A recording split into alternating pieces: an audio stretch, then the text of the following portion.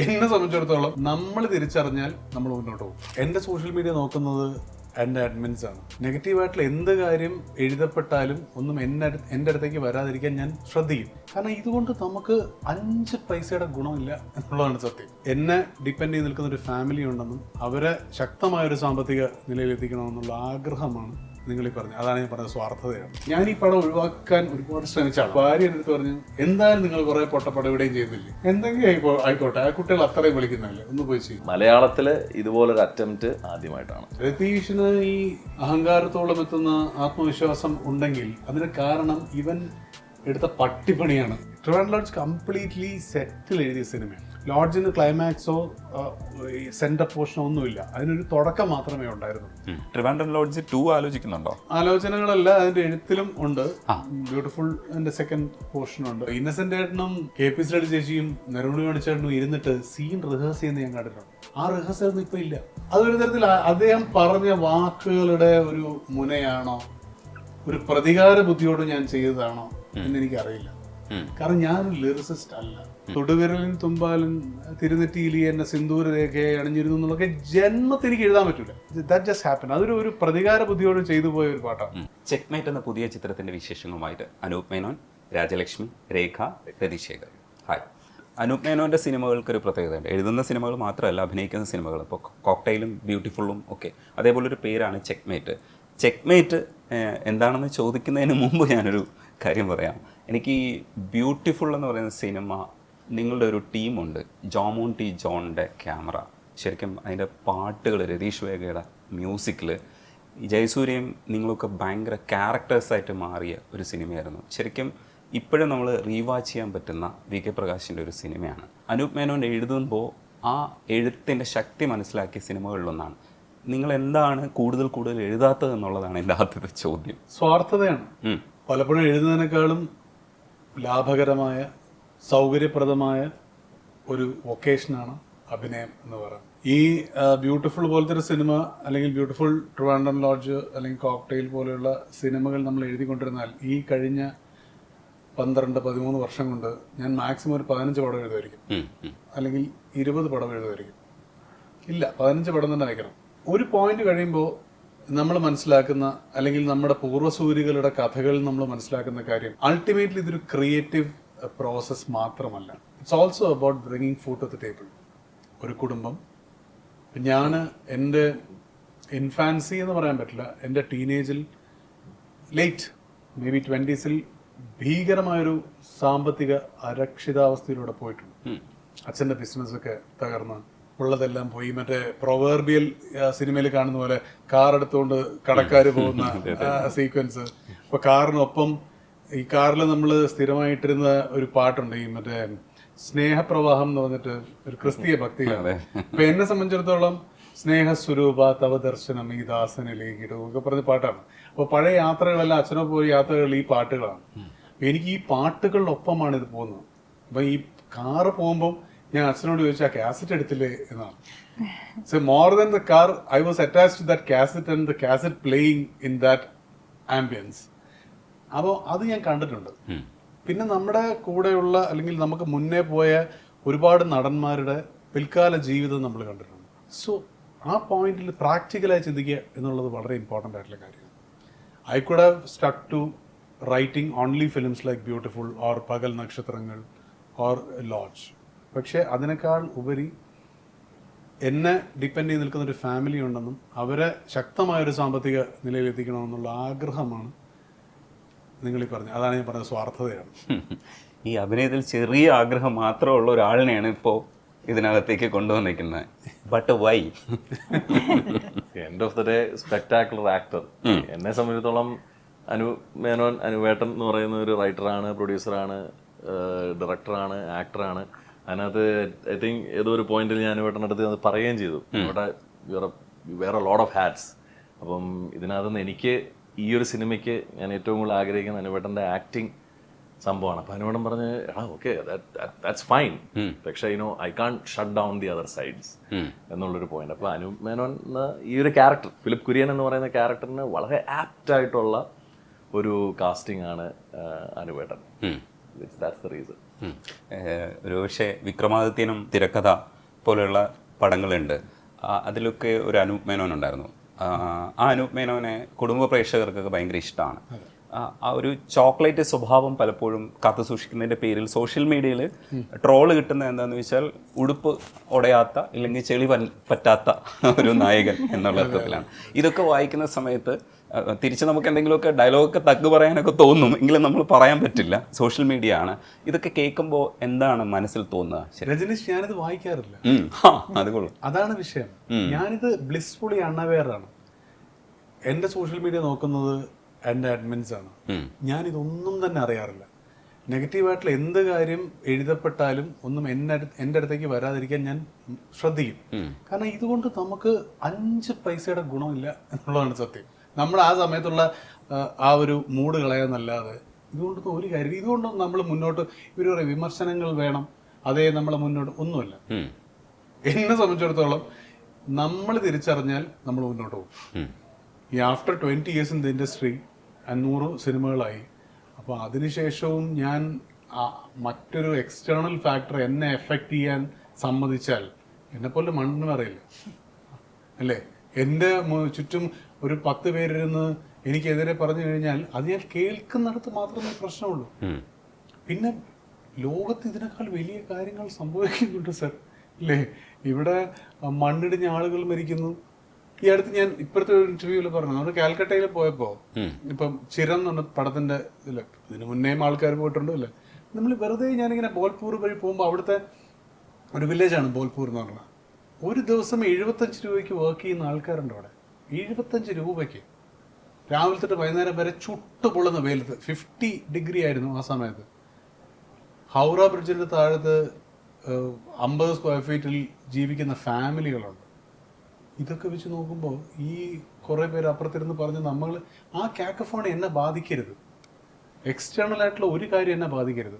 ഞാൻ എൻ്റെ intimate zone ഇത് മാത്രം ഞാൻ നോക്കിയാൽ മതി. പിന്നെ ഇവരെ എൻ്റെ കൂടെയുള്ള ആളുകളൊക്കെ ഇത് കാണുന്നുണ്ടല്ലോ.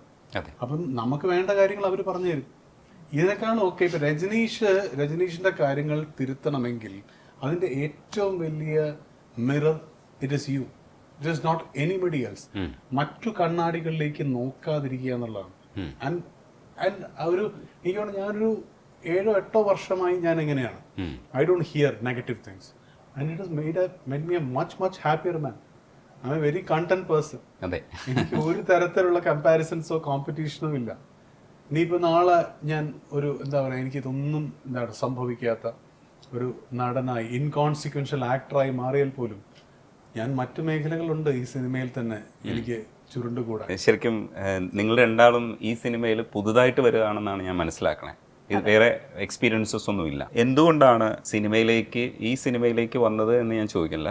സിനിമയിലേക്ക് എന്താ ഇത്ര വൈകി വന്നതെന്നുള്ളൊരു ചോദ്യം ചോദിച്ചാൽ എന്താണ് ഇത്രയും വൈകിയത്? അതൊരു ലോങ് സ്റ്റോറിയാ. എൻ്റെ അച്ഛൻ ഹരിശ്രീ സ്റ്റുഡിയോസ് നേരത്തെ നമ്മൾ പറഞ്ഞിരുന്നു. പ്രിയപ്പെട്ട പപ്പൻ പ്രൊഡ്യൂസ് ചെയ്താണ്. വേറെ ലെവൽ സിനിമയായിരുന്നു. ഇന്നത് ചിന്തിക്കുമ്പോൾ ഏറ്റവും ആധുനികമായിട്ടുള്ള സിനിമയാണ്.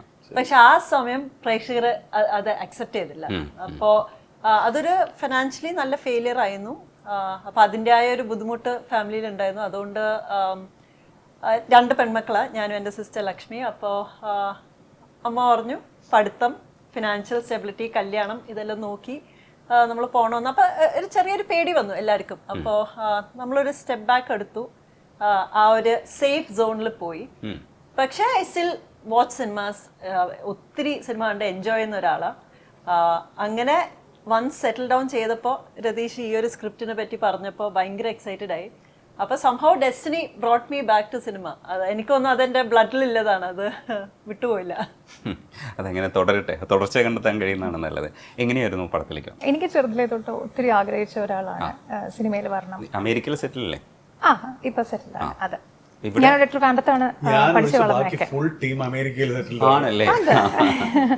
അപ്പം ട്രിവാൻഡ്രത്താണ് പഠിച്ചു വളർന്നതൊക്കെ. അപ്പം എനിക്കിപ്പോൾ ചെറുതിലേക്ക് അവിടെ ഗോൾഫ് ക്ലബിലാണ് ചില ഷൂട്ടിങ്സും കാര്യങ്ങളൊക്കെ നടക്കുമായിരുന്നു. അപ്പം എനിക്ക് അത് കണ്ട് തന്നെ എനിക്ക് ഭയങ്കര ആഗ്രഹം ഉണ്ടായിരുന്നു, എനിക്കും സിനിമയിലൊക്കെ വരണം എന്നൊക്കെ ആഗ്രഹം.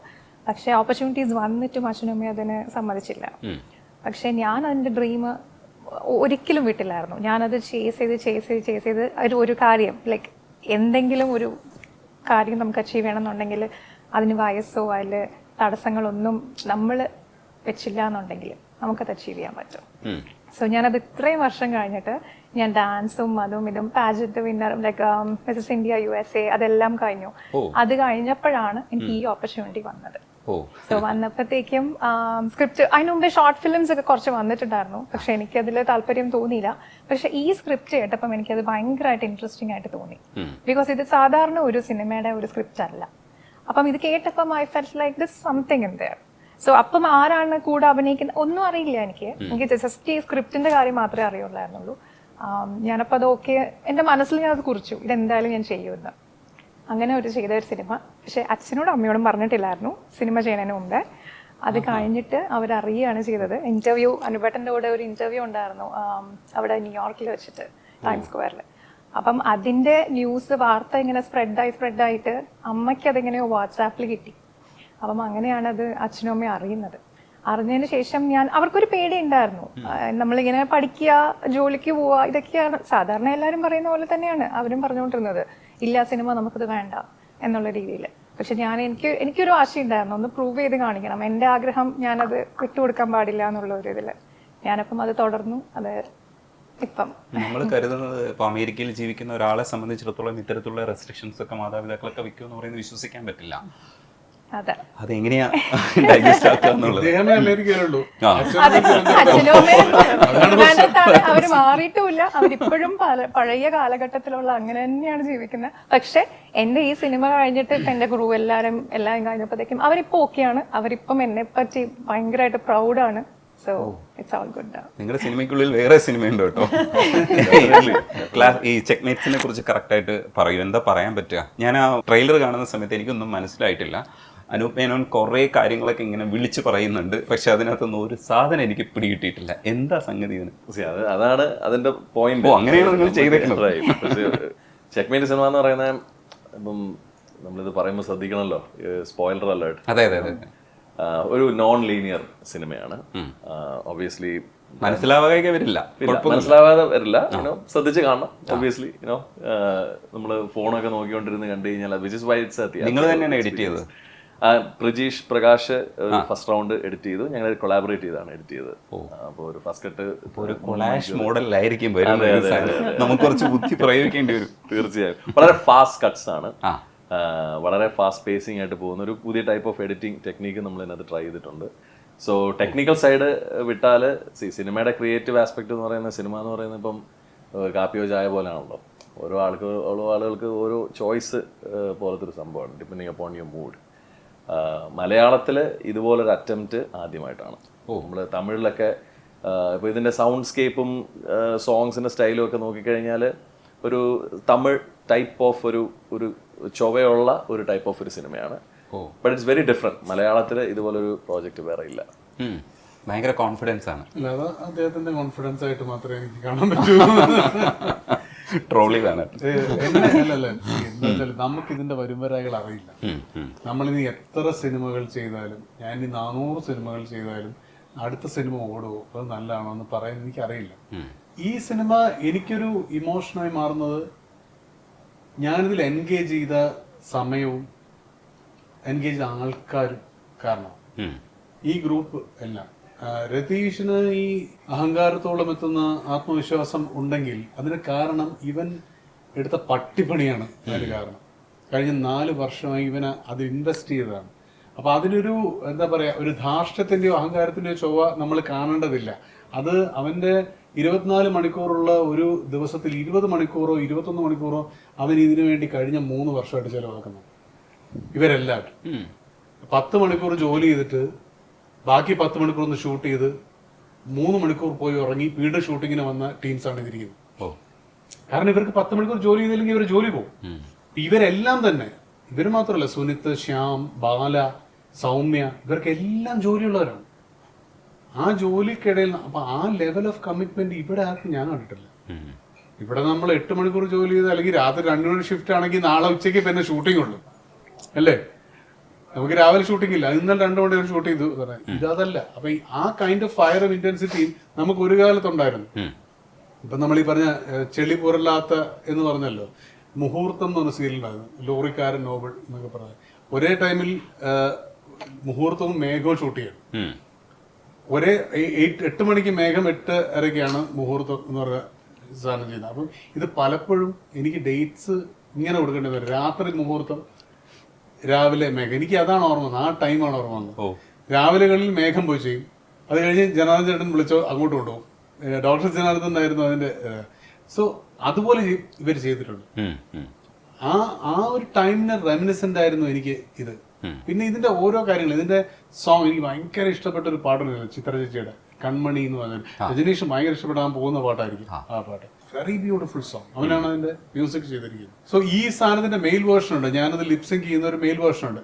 ഇത് കേട്ടുകൊണ്ടാണ് നമ്മൾ എന്നും ഷൂട്ടിങ്ങിന് പോവുക സുനിത്തിന്റെ കാറിൽ. എന്നെ സംബന്ധിച്ചിടത്തോളം ദ ഹോൾ ഷൂട്ടിംഗ് ആ പാട്ടിന്റെ ഒരു ഇതാണ്. ഈ സിനിമയുമായോ അല്ലെങ്കിൽ ഇതിന്റെ കണ്ടന്റുമായോ വലിയ ബന്ധമില്ലാത്ത, അല്ലെങ്കിൽ ഇതിന്റെ എഡിറ്റ് പാറ്റേണുമായിട്ട് ബന്ധമില്ലാത്ത ഒരു പാട്ടാണത്.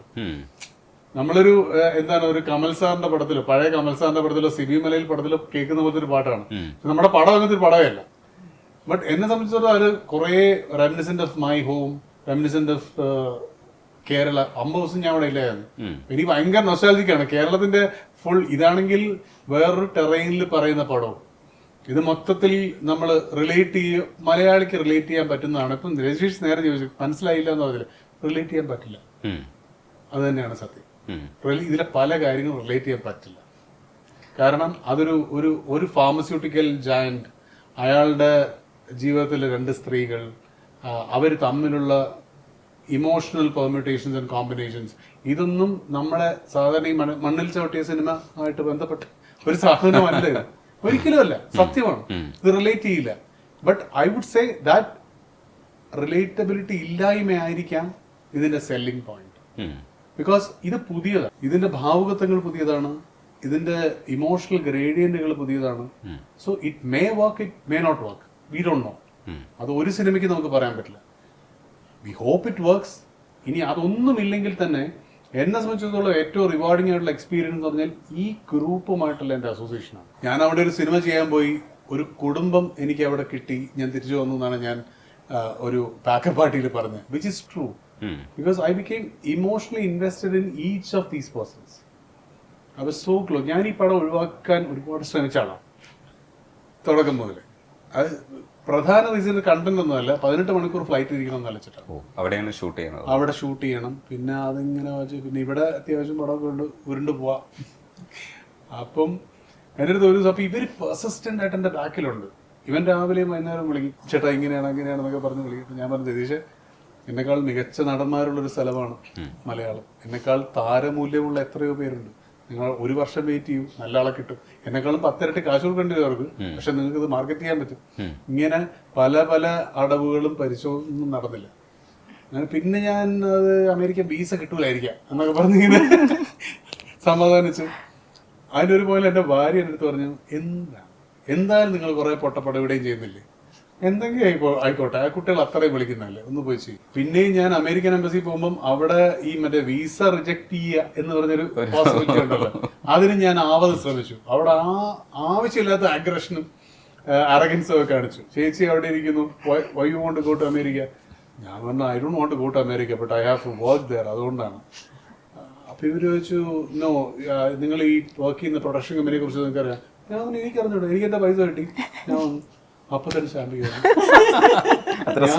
ഇങ്ങനെ ഇവരെ വെറുപ്പിക്കാമോ അതൊക്കെ ചെയ്തിട്ടും ഇവര് അപ്പൊ തന്നെ കഴിഞ്ഞു, പരിപാടി കഴിഞ്ഞു. അവരുടെ പേടി is that you'll stay back in America. അപ്പൊ ഒരു ഇൻട്രസ്റ്റ് ഇല്ലാത്ത ആളാണെങ്കിൽ അപ്പൊ വിസ കിട്ടും. അതെനിക്ക് അറിഞ്ഞൂടായിരുന്നു. ഞാൻ നേരെ തിരിച്ചു അമേരിക്കയിൽ പോയാൽ മതി ചോദിക്കായിരുന്നു. ഇപ്പോൾ ഗഗനചാരി എന്ന് പറഞ്ഞിട്ട് പുതിയ സിനിമ വന്നിട്ടുണ്ടായിരുന്നു. അത് പുതുമയുള്ള സിനിമ ആയതുകൊണ്ട് തന്നെ അതിനൊരു ആക്സെപ്റ്റൻസ് കിട്ടി. അതിപ്പോഴും എന്തുകൊണ്ട് ആക്സെപ്റ്റ് ചെയ്തു എന്നുള്ളത് നമുക്കറിയില്ല, പക്ഷെ ആക്സെപ്റ്റൻസ് കിട്ടിയത് ഭയങ്കര സന്തോഷമുള്ള കാര്യമാണ്. അത്തരത്തിൽ ആക്സെപ്റ്റ് ചെയ്യുമെന്നാണ് ഞാൻ പ്രതീക്ഷിക്കുന്നത് ഈ ചെക്ക്മേറ്റ്സ്. അങ്ങനെയാണോ അതിൻ്റെ ഒരു പുതുമ കൊണ്ടായിരിക്കും ശ്രദ്ധിക്കപ്പെടണേ? അബ്സല്യൂട്ട്ലി. മലയാള സിനിമയിൽ റിയലിസ്റ്റിക് ആയിട്ട് അത്ര നല്ല സിനിമകൾ ഇപ്പോൾ സംഭവിച്ചുകൊണ്ടിരിക്കുകയാണ്. പക്ഷെ ആ ഒരു പഴയ ഒരു ഡ്രമാറ്റിക്, ഇപ്പം സൗണ്ട് സ്കേപ്പ് നോക്കുകയാണെങ്കിൽ തന്നെ ഒരു ഓർക്കസ്ട്രൽ ബേസ്ഡ് സൗണ്ട് സ്കേപ്പ് ഉള്ള സിനിമകൾ, ഡ്രാമ ചൊവ്വയുള്ള സിനിമകൾ കുറവാണ് എന്ന് തന്നെയാണ് ഞാൻ വിശ്വസിക്കുന്നത്. Checkmate is gonna fill that gap. അപ്പം ആ ഒരു ബേസിസിലാണ് ഞാൻ റൈഡിങ് ഓൺ ദിസ് യുനോ. പിന്നെ ഗഗനചാരി പോലത്തെ ഒരു എനിക്ക് കാണാൻ പറ്റുക സിനിമ കണ്ടിട്ടില്ല, പക്ഷെ കേട്ടത് വെച്ചിട്ട് ഈ പറഞ്ഞ പോലെ ഒരു ഫ്യൂച്ചറിസ്റ്റിക് സിനിമയാണ് അത്. മലയാളികൾ അക്സെപ്റ്റ് ചെയ്തിട്ടുണ്ടെന്നുണ്ടെങ്കിൽ മലയാളികൾക്ക് ആ ഒരു വിഷനുണ്ട്. എല്ലാ ടൈപ്പ് സിനിമകളും കാണുന്ന ആൾക്കാരാണ് മലയാളികൾ. അതുകൊണ്ട് തന്നെ ഡെഫിനറ്റ്ലി ഒരു സ്കോപ്പ് ഉണ്ട് എന്ന് വിശ്വസിക്കുന്നു. അതെങ്ങനെ സംഭവിക്കണം. മ്യൂസിക്കിനെ കുറിച്ച് പറഞ്ഞപ്പോൾ എനിക്കൊരു സംശയം ചോദിക്കാനുള്ളത്, ഇപ്പം ചോദിച്ചങ്ങ് തീർക്കാം. മഴനീർ തുള്ളികൾ നീ തനിനീർ മുത്തുകൾ തണുവായി പെയ്തിടും കനവായി തോർന്നിടും. ഈ തണുവായി എന്ന് പറയുന്നത് തണുപ്പിന്റെ കൊളോക്കിലായിട്ടുള്ള രൂപമാണ്. ഓ, അതാണ് ഉദ്ദേശിച്ചത് അല്ലേ? നിൻ തനുനീർ എന്ന് പറയുന്നത് നിന്റെ ശരീരത്തിലെ ഈ ജലബിന്ദുക്കൾ എന്നാണ്. അത് എനിക്കൊരു സംശയം ഉണ്ടായിരുന്നു. ആ സമയത്ത് ആ പാട്ട് അത്രയും വലിയ ഹിറ്റാവും എന്ന് നമ്മൾ വിചാരിക്കുന്നില്ല, ഒരിക്കലും പ്രതീക്ഷിക്കുന്നില്ല. അതിന്റെ സൗണ്ടിങ് എന്ന് പറയുന്നത് ഭയങ്കര രസമുള്ളായിരുന്നു. ഒരു തരം വിദ്യാസാഗറൊക്കെ നമുക്ക് തന്നിട്ടുള്ള ഒരു കാലത്ത് തന്നിട്ടുള്ള പല പാട്ടുകളുടെയും രീതിയിലായിരുന്നു രതീഷ് അത് ചെയ്തിട്ടുണ്ടായിരുന്നത്. ആ പാട്ടിങ്ങനെ കയറി പോകുമ്പോൾ സിനിമയെ നന്നായിട്ട് അത് ഹെൽപ്പ് ചെയ്തിട്ടുണ്ട്. ഇന്നൊരു പക്ഷേ സിനിമയെക്കുറിച്ച് ഓർക്കുമ്പോൾ നമ്മൾ ആ പാട്ടും കൂടെ ചേർത്തിട്ടാണ് ബ്യൂട്ടിഫുൾ എന്ന് ഓർക്കുന്നത്. അത്രയും നന്നായിട്ട് വന്നു. ആ വരികൾ എഴുതുന്ന സമയത്ത് അത് ഓർക്കുന്നുണ്ടോ എപ്പോഴാണ് കുറിച്ചിട്ടത്? ഇത് ആക്ച്വലി ഞാൻ എഴുതേണ്ട പാട്ടല്ല, ഇത് ഇവിടുത്തെ മലയാളത്തിൽ തന്നെ പ്രഗത്ഭനായ ഒരു ലിറിസിസ്റ്റ് എഴുതേണ്ട പാട്ടാണ്. അപ്പോൾ അദ്ദേഹത്തിന് ഇത് പാട്ട് കൊടുത്തിട്ട് മൂന്നോ നാലോ അല്ല, ഒരാഴ്ചയിൽ കൂടുതലായി. അതായത് പാട്ടിന്റെ ഇത് കൊടുത്തിട്ട് ഇതായി, പിന്നെ ഷൂട്ടിംഗ് തുടങ്ങിയിട്ട് നമുക്ക് ഒരാഴ്ച ഈ പാട്ട് ഷൂട്ട് ചെയ്യാനുള്ള സമയം കഴിഞ്ഞിട്ട്. അപ്പം ഞാൻ 2-3 പ്രാവശ്യം ഇവര് വിളിച്ചത്, പ്രൊഡക്ഷൻ ആൾക്കാർ വിളിച്ചു പുള്ളിയെ. ഞാൻ വിളിച്ചപ്പോൾ പുള്ളി പറഞ്ഞു ഇങ്ങനെ, അത് നീ വിചാരിക്കുന്ന പോലെ അത്ര എളുപ്പത്തിൽ വരുന്ന ഒരു കാര്യമല്ല കവിത എന്ന് പറയുന്നത്. പഴയ കവിത വനിത ചെയ്വ സ്വയമേ ആഗതാ വര എന്നൊക്കെ പറഞ്ഞ്, പിന്നെ എന്തോ ഒരു വളരെ മോശമായിട്ട് എന്തോ ഒരു പറഞ്ഞു. അപ്പം അങ്ങനെ പറ്റില്ല എന്ന് പറഞ്ഞു. അപ്പം ഞാൻ പറഞ്ഞു ഓക്കെ, ഞാൻ വെച്ചു. ഞാൻ അപ്പോൾ മേ ബി ആ പ്രായത്തിൻ്റെ ഐ വാസ് 30-32 ഒക്കെ ആയിരിക്കും. ആ പ്രായത്തിൻ്റെ ഒരു ഇതായിരിക്കും. ഞാൻ മിക്കപ്പോഴും ഞാൻ എഴുതിയാൽ മതി ചോദിച്ചു.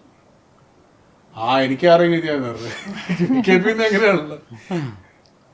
ഞാൻ നോക്കാതെ ഞാനൊരു പേനയും പേപ്പറും വാങ്ങിച്ച് രതീഷ് വന്നിട്ടുണ്ട്. രതീഷും ഞാനും കൂടി രതീഷിന്റെ സ്കോഡ കാറുണ്ട്, അതിനകത്ത് കയറി ഇവൻ ഫ്രണ്ടിൽ ഇരുന്ന് പാട്ടിട്ടു. ബാക്കിൽ ജയസൂര്യ കയറി. ഇവൻ മിമ്മുവിനെ വിളിക്കാൻ വേണ്ടി, ഭാര്യയെ വിളിക്കാൻ അവനിങ്ങനെ ഉച്ചയ്ക്ക് ഒരു വിളിയുണ്ട്, മോൻ സ്കൂളിൽ പോയാന്നൊക്കെ പറഞ്ഞിട്ടുള്ള സ്ഥിരമാണ്. അവൻ ഇതുമായിട്ട് ബാക്കിൽ ഇരിപ്പുണ്ട്. മഴ പെയ്യുന്നു, ഈ മറ്റേ ഇതാണ് ബ്രേക്ക് ടൈമാണ്.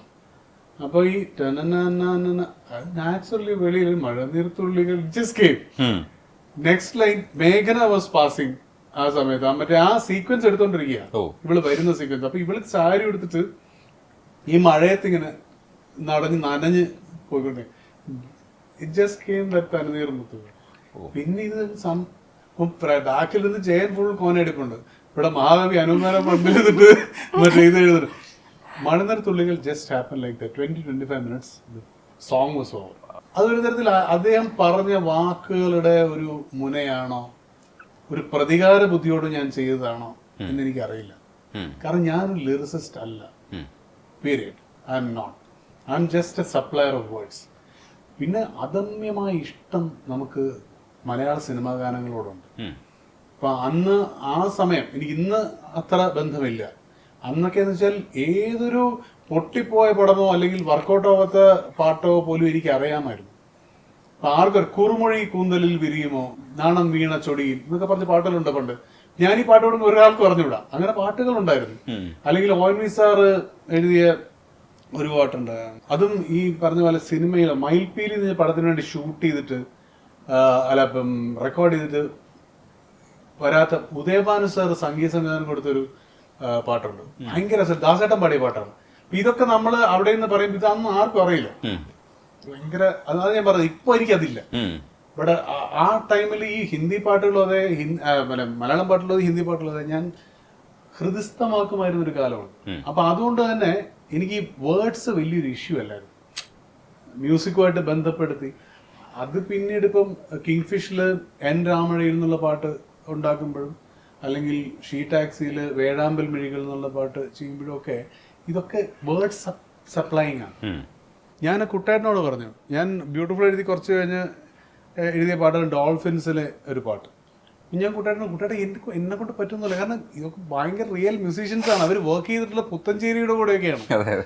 അപ്പം മറ്റേ എന്താണ് തൊടുവിരലിൻ തുമ്പാലൻ തിരുനെറ്റിയിലി എന്നെ സിന്ദൂര രേഖയെ അണിഞ്ഞിരുന്നു എന്നുള്ളതൊക്കെ ജന്മത്തിൽ എനിക്ക് എഴുതാൻ പറ്റില്ല. ആ കാവ്യ കൽപ്പനകളൊന്നും തന്നെ നമുക്കില്ല. നമുക്ക് ആകെ ചെയ്യാവുന്നത് താനനാനന എന്ന് പറയുമ്പം അതിനൊരു വേർഡ് സപ്ലൈ ചെയ്യുക, മൊത്തത്തിലൊരു എന്താ പറയുക, നമ്മൾ ചന്തം എന്നല്ലേ പറയുന്നത്, അതുണ്ടാക്കാൻ പറ്റും, അല്ലാതെ പറ്റില്ല. അപ്പൊ അതുകൊണ്ട് അത് ദാറ്റ് ജസ്റ്റ് ഹാപ്പൻ. അതൊരു പ്രതികാര ബുദ്ധിയോട് ചെയ്തു പോയ ഒരു പാട്ടാണ്. ഈ ഗിരീഷേട്ടൻ്റെ പാട്ടിനെ പത്മയിൽ ഉപയോഗിച്ചിട്ടുണ്ട്. ഈ പത്മയെ കുറിച്ച് ചോദിക്കുമ്പോൾ പത്മയ്ക്കകത്ത് ഒടുവിൽ അയാൾ കൺവിൻസ്ഡ് ആവണം, അയാൾ ഇത് ആക്സെപ്റ്റ് ചെയ്യണം, കാര്യം ആക്സെപ്റ്റ് ചെയ്താലാണ് അയാൾക്ക് ക്ഷമിക്കണോ വേണ്ടേ എന്നൊക്കെയുള്ള ഒരു സ്പേസിലേക്ക് എത്തുക. പക്ഷേ എനിക്കത് കാണുന്ന സമയത്ത് ആ ആക്സെപ്റ്റൻസ് അയാൾക്ക് എങ്ങനെ കിട്ടിയെന്നതിനെ സംബന്ധിച്ചൊരു ഡീറ്റെയിലിംഗ് ഉണ്ടായിരുന്നില്ല എന്നാണ് എനിക്ക് ഫീൽ ചെയ്തത്. കാരണം അയാൾ ഓൾറെഡി തന്നെ ഇതൊക്കെ അക്സെപ്റ്റ് ചെയ്യാൻ തക്ക ശേഷിയുള്ളൊരു മനുഷ്യനാണ്. പക്ഷെ അയാൾക്കാണെങ്കിൽ ഷോക്കിംഗ് ആയിട്ട് അത് തോന്നുന്നത്. പക്ഷെ അവിടെ നിന്ന് അയാൾ എങ്ങനെ അക്സെപ്റ്റ് ചെയ്തു എന്നുള്ളതിനെ സംബന്ധിച്ച് അതിനകത്ത് കുറച്ചുകൂടി ഒരു ഡീറ്റെയിലിംഗ് വേണമെന്ന് തോന്നിയിരുന്നു. അത് അങ്ങനെ തന്നെയാണോ, മനസ്സിൽ എന്താണ്, അത് അക്സെപ്റ്റ് ചെയ്ത ആൾക്കാരാണോ കൂടുതൽ? എനിക്കറിയില്ല പ്രേക്ഷകർ എങ്ങനെയാണ് ആ സ്പേസിനെ സ്വീകരിച്ചതെന്ന്. പത്മ ആഫ്റ്റർ ഇറ്റ് ബിക്കം OTT-യിലാണ് പത്മ ഒരു വലിയ സക്സസ് ആണ്. പത്മ ആ സമയത്ത് ഏറ്റവും അധികം കണ്ട ആമസോൺ പ്രൈമിലെ വർക്കുകളിലൊന്നായി മാറി. പിന്നീട് അത് യൂട്യൂബിലും വന്നു. യൂട്യൂബിലും മില്യൺസ് കണ്ടവരാണ്. അപ്പം അതിൻ്റെ താഴത്ത് കമൻസ് നോക്കുമ്പോൾ ഞാൻ മനസ്സിലാക്കുന്നത് അത് ഓഡിയൻസ് ഭയങ്കരമായിട്ട് ലാപ്പപ്പ് ചെയ്തിട്ടുണ്ട് എന്നുള്ളതാണ്. കാരണം അങ്ങനെ ഭാര്യയെ ഇതിലെന്താണ് ഇരിക്കുന്നത്, ഒരു മൊമെന്റ് ഓഫ് ഇമോഷണൽ ഇംബാലൻസ് സംഭവിച്ചു പോകുന്ന ഒരു കാര്യം നമ്മുടെ അത്രയും കാലത്ത് ഒരു ലവ് മെമ്മറി എങ്ങനെ മായ്ക്കാൻ പറ്റും? അത് ജസ്റ്റ് നമ്മുടെ ഈഗോ ആണ്. മറ്റൊരാൾ അധികാരം രേഖപ്പെടുത്തി എന്നുള്ളത് നമ്മുടെ ഈഗോ ആണ്, വിച്ച് ഇസ് ഇന്നത്തെ കാലത്തൊന്നും അതൊരു അപ്പം അതിനപ്പുറമായിരുന്നു ആ ബോണ്ടിങ്. അപ്പം ആ മാലപാർവതി ചെയ്ത സൈക്കാട്രിസ്റ്റിന്റെ അടുത്ത് പോയിട്ട് അയാൾ സംസാരിക്കുന്ന ആ സീനാണ് അതിന്റെ ആക്ച്വൽ ഫൾക്കർ എന്ന് പറയുന്നത്. ഓൾറെഡി ഇയാൾ ക്ഷമിക്കാൻ തയ്യാറുള്ള ഒരു മനസ്സ് ഇയാൾക്കുണ്ട് ഉള്ളിൽ എവിടെയോ. ഇയാൾ ആ പഴയ കാലഘട്ടത്തിലേക്ക് പോകുമ്പോൾ ഇയാൾ ആക്കി മാറ്റിയ ഒരു സ്ത്രീയാണ് അത്. അപ്പം അത് അവൾ എത്രത്തോളം മിഡിൽ ക്ലാസ് ആണെങ്കിലും, എത്രത്തോളം ഈ പറയുന്ന അയാളുടെ ഇന്റലക്ച്വൽ ലെവലിലേക്ക് ഒന്നും വരാത്ത ആളാണെങ്കിലും, that bonding is so true. Probably അയാളുടെ ജീവിതത്തിലുണ്ടായ ഏറ്റവും ട്രൂവസ്റ്റ് ആയിട്ടുള്ള ഒരു ബന്ധമാണ് പത്മയായിട്ടുള്ളത്, അല്ലെ? അയാൾ ഒന്നും അല്ലാതിരുന്ന കാലത്തുണ്ടായിട്ടുള്ളതാണ്. സോ അയാൾക്കൊരു നഡ്ജ് മതി ഫോർഗീവ് ചെയ്യാൻ. ആ നഡ്ജ് കൊടുക്കുന്നതാണ് സൈക്കാട്രിസ്റ്റ്, അല്ലേ? So that is it. Padma നല്ലതായിരുന്നു.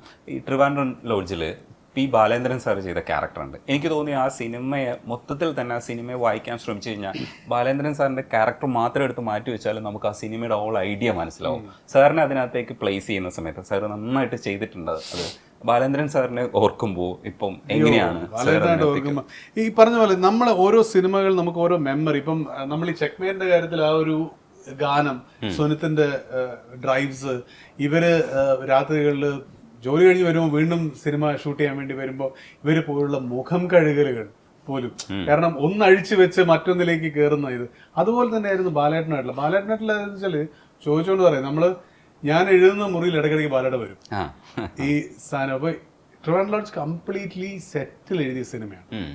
ലോഡ്ജിന് ക്ലൈമാക്സോ സെന്റർ പോർഷനോ ഒന്നുമില്ല, അതിനൊരു തുടക്കം മാത്രമേ ഉണ്ടായിരുന്നുള്ളൂ. ആ സിനിമ തുടങ്ങുമ്പോൾ ബാലേട്ടൻ വന്നിട്ട് ബാലേട്ടന്റെ സീൻസ് ബാലേട്ടൻ വായിക്കും. ബാലേട്ടൻ ഭയങ്കര എക്സൈറ്റഡ് ആവുകയും ചെയ്യും. പിന്നെ പേടി, എടാ അനുവേ ഇത് എനിക്ക് അടിമേടിച്ച് തരുമോ എന്നൊക്കെ വന്നിട്ട് ഇടയ്ക്ക് ചോദിക്കും. പക്ഷെ പുള്ളി ഭയങ്കര ഇൻട്രസ്റ്റിംഗ് ആയിട്ടുള്ള സജഷൻസ് അതിൽ പറഞ്ഞിട്ടുണ്ട്. പ്രത്യേകിച്ചും ജയനും ബാലേട്ടനായിട്ടുള്ള സീക്വൻസുകളിലുള്ള ഇയാളെ കുഴമ്പ് തേച്ച് കൊടുക്കുമ്പോൾ ഉള്ള സാധനങ്ങൾ. ലോഡ്ജ് രജനീഷ് പറഞ്ഞത് വളരെ സത്യമാണ്. ഈ ബാലേട്ടൻ്റെ ക്യാരക്ടർ ഒരു സ്റ്റാൻഡ് അലോൺ ക്യാരക്ടറാണെന്ന് മാത്രമല്ല, ബാലേട്ടൻ്റെ ക്യാരക്ടർ ആ മൊത്തം സിനിമയെ ഡിഫൈൻ ചെയ്യാൻ, കാരണം എല്ലാവരുടെയും ഷിബു വെള്ളായനി, സൈജു ചെയ്യുന്ന ക്യാരക്ടർ ആയാലും അബ്ദുവിനായാലും ഉള്ള പ്രധാന വിഷയം ഇപ്പം മലയാളി വളരെ ടാബു എന്ന് വിചാരിക്കുന്ന ആ ഒരു ഫൾക്രം ആണ്. ഇത് തന്നെയാണ് രവിശങ്കർ എന്നുള്ള എൻ്റെ ക്യാരക്ടർ ഭയങ്കര ഐഡലിസ്റ്റിക് ആണ്, which is not true. Ravishankar അന്ന് ചിലപ്പോ ധ്വനിയുമായി രമിക്കാത്തതിന്റെ കാരണം അയാൾക്ക് അന്ന് മൂടില്ലാത്തതായിരിക്കാം. Also possible. അന്നൊരു ഫിലോസഫിക്കൽ റാൻഡിങ് നടത്തിയ ആൾ രക്ഷപ്പെട്ടതായിരിക്കാം. അപ്പം അതിന്റെ റിയാലിറ്റി ഇവിടെ കിടക്കുന്ന ഷിബുലും അബ്ദുലും ഒക്കെ തന്നെയാണ്, പിന്നെ തെസ്നിയിലും ഒക്കെയാണ്. അത് രസമുള്ളായിരുന്നു. ഈ ട്രിവാൻഡ്രം ലോഡ്ജ് 2 ആലോചിക്കുന്നുണ്ടോ? രണ്ടും ആലോചനകളല്ല, അതിന്റെ എഴുത്തിലും ഉണ്ട്. ബ്യൂട്ടിഫുൾ അതിന്റെ സെക്കൻഡ് പോർഷനുണ്ട്. അത് സീക്വൽ അല്ല, അത് മറ്റൊരു സിമിലർ ആയിട്ടുള്ള സർക്കംസ്റ്റാൻസിൽ നടക്കുന്ന ഒരു സാധനമാണ്. 25 സംഭവിക്കുമെന്ന് വിചാരിക്കും. ഈ ചെക്ക്മേറ്റ്സിനെ കുറിച്ച് ഇനി പറയാൻ പറ്റുന്ന കാര്യങ്ങൾ എന്തൊക്കെയാണ് പറയാൻ പറ്റുക എന്നുള്ളത് പറയുമോ? ഇതിൻ്റെ എനിക്കൊരു ഐഡിയയും കിട്ടിയിട്ടില്ല എന്നുള്ളത് ഞാൻ 2 പ്രാവശ്യം പറഞ്ഞു, എന്നിട്ട് ഒന്നും വിട്ടു പറഞ്ഞിട്ടില്ല. ഇത് 2 രീതിയിൽ നമുക്ക് നോക്കാം. അത് ക്രിയേറ്റീവായിട്ട് നോക്കാം, ലോജിസ്റ്റിക്കലായിട്ട് നോക്കാം. ലോജിസ്റ്റിക്കലായിട്ട് നമ്മൾ തിയേറ്ററിൽ ഇറക്കുകയാണ്, ഓഗസ്റ്റിൽ തിയേറ്റേഴ്സിൽ വരികയാണ്. നമ്മൾ ക്ലോസ് ടു 67-70 തിയേറ്റേഴ്സിൽ ഇറക്കുകയാണ്. Checkmate is a labour of love, right? അതിനകത്ത് ഒരു ക്വസ്റ്റനും ഇല്ല. നമ്മൾ കുറച്ച് ആളുകൾ കൂടി മലയാള സിനിമയോടുള്ള ഇഷ്ടം കൊണ്ട് ചെയ്ത ഒരു പ്രോജക്റ്റാണ്. അപ്പം ഇതിനകത്ത് ഒരു വിഷ്വലി സ്റ്റണ്ണിങ് ആയിട്ടുള്ള കുറേ കാര്യങ്ങൾ നമ്മൾ ചെയ്തിട്ടുണ്ട്. ഫോർ ഇൻസ്റ്റൻസ്, അവിടുത്തെ അമേരിക്കയിലെ കണക്റ്റിക്കറ്റിലെ പാർലമെൻറ്റിൽ നമ്മൾ ഷൂട്ട് ചെയ്തിട്ടുണ്ട്, റൈറ്റ്? അപ്പോൾ അതിൻ്റെ ഒരു പോയിന്റ് പറയുകയാണെങ്കിൽ, ഞങ്ങൾ അവിടെ പാർലമെൻറ്റ് എന്ന് പറയുന്ന ഒരു ഗവൺമെൻറ് ഓർഗനൈസേഷൻ എന്ന് പറയുന്ന അവിടുത്തെ സ്റ്റാച്യൂസ് നമ്മൾ നോക്കുകയാണെന്നുണ്ടെങ്കിൽ അവിടെ അതുപോലും റെൻറ്റിന് കൊടുക്കാനുള്ള പ്രൊവിഷൻസ് ഉണ്ട്. അത് എഴുതി വെച്ചിട്ടുണ്ട്. കാരണം പബ്ലിക്കിൻ്റെ എന്താ പറയുന്ന പൊതു മുതലാണ്. അപ്പം ആ സ്റ്റാച്യൂസും കാര്യങ്ങളും എല്ലാം നമ്മൾ പൊക്കിയെടുത്ത് വായിച്ച് അവരുടെ അടുത്തോട് കൺസൾട്ട് ചെയ്ത്, അപ്പോൾ അവർ കുറേ ആവശ്യങ്ങൾ പറഞ്ഞു. എന്താ പറയുക, ഇൻഷുറൻസിൻ്റെ ഡീറ്റെയിൽസ്, പിന്നെ ഫെഡറൽ മാർഷൽസിനെ ഹയർ ചെയ്യണം. അപ്പോൾ അവർ വലിയ തോക്കൊക്കെ പിടിച്ചുകൊണ്ട് അവർ സൈഡിൽ നിൽക്കും. കയറി വന്നു കഴിഞ്ഞാൽ ആരും ഡിസ്റപ്റ്റ് ചെയ്യാത്ത ചില റൂമുകളിലൊക്കെ നമുക്ക് പ്രവേശനം ഇല്ല. അപ്പോൾ അതൊരു നല്ല എക്സ്പീരിയൻസ് ആയിരുന്നു. അപ്പോൾ ആ വിഷ്വലി സ്റ്റണ്ണിങ്, ഇപ്പോൾ ഫോർ ഇൻസ്റ്റൻസ് അമേരിക്കൻ പ്രസിഡന്റ് കണക്റ്റിക്കറ്റിൽ വന്നു കഴിഞ്ഞാൽ സെനറ്റേഴ്സിനെ അഡ്രസ്സ് ചെയ്യുന്ന ആ റൂമിൽ വെച്ചിട്ടാണ് നമ്മുടെ 2 മെയിൻ സീക്വൻസുകൾ സംഭവിച്ചിരിക്കുന്നത്. അപ്പോൾ അതുപോലെ വിഷ്വലി അപ്പീലിംഗ് ആയിട്ടുള്ള കുറച്ച് കാര്യങ്ങളുണ്ട്. പിന്നെ നേരത്തെ പറഞ്ഞ പോലെ ആ ഒരു സൗണ്ട് സ്കേപ്പും കാര്യങ്ങളൊക്കെ വെച്ചിട്ട് ഒരു തിയേറ്ററിക്കൽ എക്സ്പീരിയൻസ്. അത് കാരണം വേറെ ഒന്നും സിനിമയെക്കുറിച്ച് എന്ത് പറഞ്ഞാലും പല കാര്യങ്ങളും ചിലപ്പോൾ ലീക്കായി പോകും. അതെ അതെ അതെ. 1-2 കാര്യങ്ങളോട് ചോദിക്കാനുള്ളത്, ഈ വിക്രമാദിത്യൻ, ട്രാഫിക് പോലുള്ള സിനിമകൾ ഇപ്പൊ തിരക്കഥയ്ക്ക് അത്യാവശ്യം സ്റ്റേറ്റ് അവാർഡ് ഉണ്ടായിരുന്നു സെക്കൻഡ് ആക്ടറിന്റെ. വിക്രമാദിത്യൻ അതേപോലെ ഈ നമ്മളെ സിനിമയിലൊരു പ്രധാനപ്പെട്ട പോയിന്റാണ് ഈ ട്രാഫിക് വരുന്ന സമയം. ആ ട്രാഫിക്കിനകത്തൊക്കെ ഈ വലിയ പണികൾ എടുത്തിട്ടുള്ളൊക്കെ എഡിറ്റേഴ്സും ഒക്കെയാണ്. പക്ഷെ ആ ട്രാഫിക്കിന്റെ കഥ കേൾക്കുന്ന സമയത്ത് ഇങ്ങനെ പരുവപ്പെട്ട് വരുമെന്ന് വിചാരിച്ചിരുന്നു. ഇങ്ങനെ പരുവപ്പെടുമെന്നുള്ളതല്ല, ഇതൊരു ഭയങ്കര പടമായിരിക്കും നമുക്ക് തോന്നിയിട്ടുണ്ട്. സഞ്ജുവും ബോബിയും, സഞ്ജു ആണ് എൻ്റെ അടുത്ത് ഇത് പറയുന്നത്. ഞങ്ങൾ ആ സമയത്ത് അങ്ങനെ ഒരു ഡെയിലി കോൺവെർസേഷൻസ് ഉള്ള ആൾക്കാരായിരുന്നു. ഞാൻ അവിടെ അവരുടെ സ്പേസിൽ പോയിരുന്നത് കേട്ടിട്ടുണ്ട്. ഒരു ബ്രില്യൻ്റ് റിട്ടൺ സ്ക്രിപ്റ്റാണ്. ബട്ട് അതെല്ലാം ഡ്വിൻഡിൽ ചെയ്യുന്ന തരത്തിലായിരുന്നു നമ്മളവിടെ സെറ്റിലെത്തിയപ്പോൾ. കാരണം രാജേഷ് പിള്ള ഭയങ്കര ക്രസ്ഫോളനായിട്ടിരുന്ന ഒരു സമയത്താണ് ഞാൻ ആ സീക്വൻസ് എന്തോ ഒരു പ്രൊഡക്ഷൻ ഇഷ്യൂ ഒക്കെ ആയിട്ട്. അപ്പൊ ഷൈജുവും ഞാനും കൂടെ ക്യാഷിനടുത്ത് പോയി മക്കളെ സാരമില്ല എന്നൊക്കെ പറഞ്ഞ് അങ്ങനെയൊക്കെയുള്ളൊരു സാധനമായിരുന്നു ട്രാഫിക്. നിങ്ങൾ വിശ്വസിക്കുമെന്നറിയില്ല, 2 ദിവസം കൊണ്ടാണ് എൻ്റെ ഫുൾ സീക്വൻസ് തീർത്തിരിക്കുന്നത്. 26 സീനുണ്ട്. അത് 2 ഡേയ്സേ ഉണ്ടായിരുന്നുള്ളൂ ഷൂട്ട് ചെയ്യാൻ. കാരണം ഞാൻ വേറെ ഏതൊരു പടത്തിന് പോവാണ്. അതിൻ്റെ ഇടയിലാണ് ഈ 2 ദിവസം. പിന്നെ അതല്ലാതെ തന്നെ ആ സീക്വൻസ് കഴിഞ്ഞിട്ട് ശ്രീനിയേട്ടൻ്റെ എന്തോ സീക്വൻസ് തുടങ്ങാനുണ്ട്. അപ്പോൾ 2 ദിവസമാണ് ഹോൾ സീക്വൻസിനുള്ളത്. അപ്പോൾ 26 സീൻ എടുത്തത് 2 ദിവസം കൊണ്ടാണ്. ഞാൻ ആകെ ട്രാഫിക്കിൽ 2 ദിവസം അഭിനയിച്ചിട്ടുള്ളൂ. ത്രൂ ഔട്ടുള്ള വേഷം 2 ദിവസം അഭിനയിച്ചിട്ടുള്ളൂ. പക്ഷെ നല്ല അപ്രീസിയേഷൻ കിട്ടിയ ഒരുപാട്. പിന്നെ അന്നൊക്കെ നമ്മൾ ഈ പറഞ്ഞ പോലെ ഇവർ ഈ സമയത്ത് ഇവർ നിൽക്കുന്ന ഒരു സാധനത്തിലാണ് നമ്മൾ നിൽക്കുന്നത്. ഭയങ്കരമായിട്ട് പ്രൂവ് ചെയ്യണം, എവിടെയെങ്കിലും എത്തണം, അങ്ങനെയൊക്കെയുള്ളൊരു ഇന്റൻസ് ഫയർ നമ്മളിലുണ്ട്. പിന്നെ ആ ഡിസയറിന് പോലും ഒരു പരിണാമം വരും, അല്ലേ? നമ്മുടെ ആംബിഷന് പോലും പരിണാമം വരും. ഇതല്ല, ഇതിനപ്പുറം ലൈഫ് ഈസ് എൽസ്വെയർ എന്ന് പറയുന്നത് മറ്റൊരു തരം മെറ്റമോർഫോസിസിലേക്ക് നമ്മൾ പോകും. ആ സമയത്ത് അതുണ്ടായിരുന്നില്ല. ആ സമയത്ത് was like you need to prove.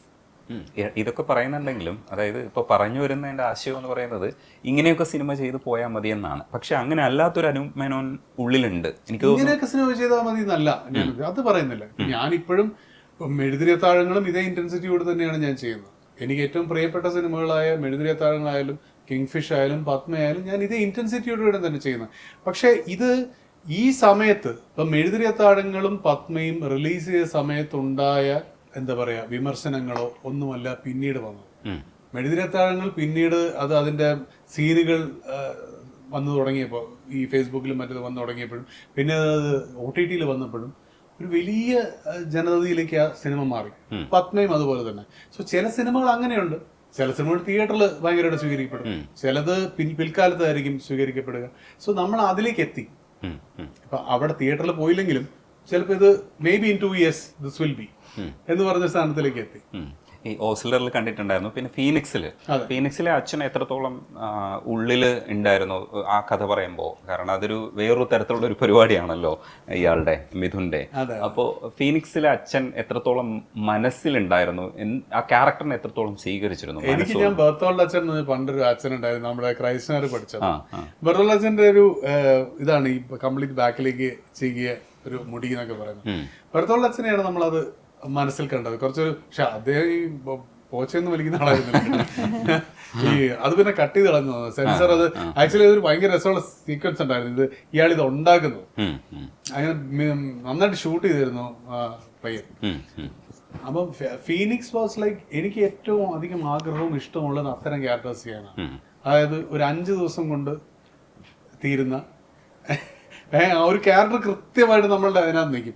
ഒരു 40 ദിവസം 50 ദിവസം ഒക്കെ ഒരു ക്യാരക്ടർ വരുമ്പോൾ നമ്മൾ പതുക്കെ വെയിൻ ചെയ്തോണം. അത് ചെയ്യാൻ പാടില്ല.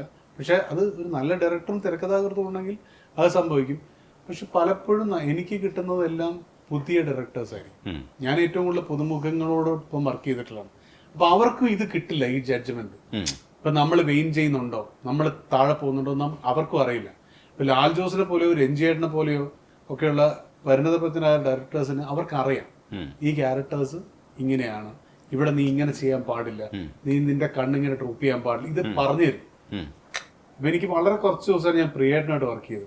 ആമയും മുയലും എന്നുള്ള സിനിമ, ചെറിയൊരു വേഷം, പക്ഷെ എനിക്ക് ഭയങ്കര ഇഷ്ടം തോന്നിയ ഒരു ഷൂട്ടിംഗ് ലൊക്കേഷൻ ആയിരുന്നു. പ്രിയേട്ടന് ഓരോ കാര്യങ്ങൾ പറഞ്ഞു തരും. പ്രിയേട്ടനൊരു നമ്മള് ഇപ്പൊ കിലുക്കത്തിൽ ഒരു ഒറ്റ ഷോട്ട് വെച്ചിട്ട് ലാലേട്ടനും ജഗദീഷ് ശ്രീകുമാറും അങ്ങോട്ടും ഇങ്ങോട്ടും ആ പിന്നെ ഹോസ്പിറ്റലിൽ കിടന്നിട്ടുള്ള സീക്വൻസും അല്ലെങ്കിൽ ആ ബീറ്റിനകത്തുള്ള സീക്വൻസും ഒക്കെ ഒരു സ്റ്റഡി ഫ്രെയിം വെച്ചിട്ടാണ് ഇത് മൊത്തം കാര്യങ്ങൾ വർക്ക്ഔട്ട് ചെയ്യുന്നത്. സോ ഇതിന്റെ ബ്രില്യൻസ് എന്താണെന്നുള്ളത് ഞാൻ ഫസ്റ്റ് ഹാൻഡ് കാണുകയാണ്. എങ്ങനെയാണ് പ്രിയേട്ടൻ ഒരു ഫ്രെയിം സെറ്റ് ചെയ്യുന്നത്? ഒരു ഫ്രെയിമിന്റെ ഏറ്റവും അറ്റത്ത് ഈ പറയുന്ന പ്രൊവേർബിയൽ ആയിട്ടുള്ള കാളവണ്ടിയും ഇപ്പുറത്തൂടെ നടക്കുന്ന മറ്റേ കുടം വെച്ച പെണ്ണുങ്ങളും അല്ലാതെ പ്രിയേട്ടൻ കൊണ്ടുവരുന്ന ഡീറ്റെയിലിംഗ് ഉണ്ട്, ആക്ടേഴ്സിന് കൊടുക്കുന്ന ബ്രീഫുകളുണ്ട്. ഇന്നസെന്റ് ഏട്ടനും പിന്നെ KP ശ്രീ ചേച്ചിയും നെടുമുടി മണിച്ചേട്ടനും ഇരുന്നിട്ട് സീൻ റിഹേഴ്സ് ചെയ്യുന്ന ഞാൻ കണ്ടിട്ടുണ്ട്. ആ റിഹേഴ്സൽ ഒന്നും ഇപ്പൊ ഇല്ല. ഇവര് അങ്ങ് 4 പേര് ഇരുന്നിട്ട് അങ്ങ് ഓരോ കാര്യങ്ങൾ പറഞ്ഞ് ഇതാക്കുക. എന്നിട്ട് പ്രിയ ഞങ്ങൾ ഇവിടെ ഇത് ഇട്ടോട്ടെ. So it was such a beautiful concourse. അത് എനിക്ക് 4 ദിവസമായിട്ട് ഉണ്ടായിരുന്നല്ലോ മൂപ്പരായിട്ടുള്ള ഇത്. ബട്ട് നമുക്ക് വലിയൊരു ഹിസ്റ്ററി അല്ലേ. അതെ. ഇതിനിടയ്ക്ക് ഞാനൊരു കാര്യം ചോദിച്ചോട്ടെ, ഈ മലയാളം വാക്കുകൾ, ഈ പൂർവ്വസൂരി നിങ്ങൾ കേട്ടായിരുന്നോ? പരിണിത പ്രജ്ഞർ കേട്ടിട്ടുണ്ടോ? ഇതൊക്കെ വാക്കിന്റെ അർത്ഥം അറിയുമോ? അറിയില്ല. ഇതൊക്കെ ഈ മലയാളമൊക്കെ പറയുന്ന മാറിയിരിക്കുകയാണ്. അപ്പം തീർച്ചയായിട്ടും ചെക്ക്മേറ്റ് തിയേറ്ററിൽ അത്തരത്തിലൊരു പുതിയ സിനിമയായിട്ട് വരട്ടെ. അത് വിജയിക്കുമെന്നാണ് പ്രതീക്ഷിക്കുന്നത്. എന്തായാലും എല്ലാവരും തിയേറ്ററിൽ പോയിട്ട് തന്നെ സിനിമ കാണണമെന്നാണ്. കാരണം ഇത്തരം ചില സിനിമകൾ വിജയിക്കുന്നതുകൊണ്ട് നിങ്ങൾക്ക് തിയേറ്റർ എക്സ്പീരിയൻസ് നഷ്ടപ്പെട്ടു പോകരുത്. കാരണം ഇതിൻ്റെ സൗണ്ടിങ്ങൊക്കെ എന്തായാലും നന്നായിരിക്കും എന്നുള്ളത് മനസ്സിലാക്കുന്നുണ്ട്. അത്രയും നന്നായിട്ട് തന്നെ ടെക്നിക്കലി ചെയ്തിട്ടുള്ളൊരു പടമാണെന്നാണ് മനസ്സിലാക്കുന്നത്. ഇപ്പോൾ തിയേറ്റർ മിസ് ചെയ്യരുത്, തിയേറ്ററിൽ പോയിട്ട് കാണണം. അപ്പോൾ നന്ദിയുണ്ട് സംസാരിക്കാൻ. Thank you.